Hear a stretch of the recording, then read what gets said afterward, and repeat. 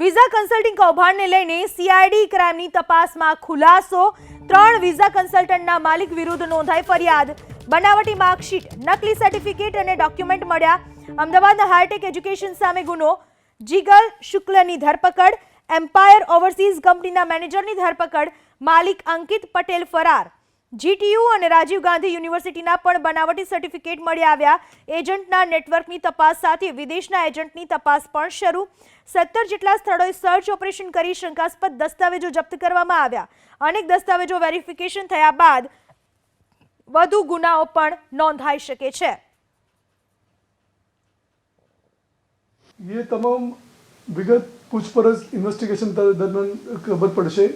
हालમાં તો જે માણસોને અટક કરેલ છે એ તમામ એના સર્વન્ટ છે, એક્સેપ્ટ જીગર શુક્લા હાઈટેક। બાકી તમામ મેનેજર અથવા સર્વન્ટ છે। મૂળ માલિકો હજુ સુધી પકડવામાં આવેલ નથી। દે આર અબસ્કોન્ડિંગ અને ટૂંક સમયમાં પકડવામાં આવે ત્યારે વિગત મળશે। એ ડિટેલ્સ હાલમાં ઉપલબ્ધ નથી કમ્પ્યુટરમાં। જે વિગત છે, ઘણા લોકો આ શું કરે છે, એક બાર ફેક ડોક્યુમેન્ટ્સ ઊભા કરીને વિઝા મોકલ્યા બાદ ડિલીટ કરે છે।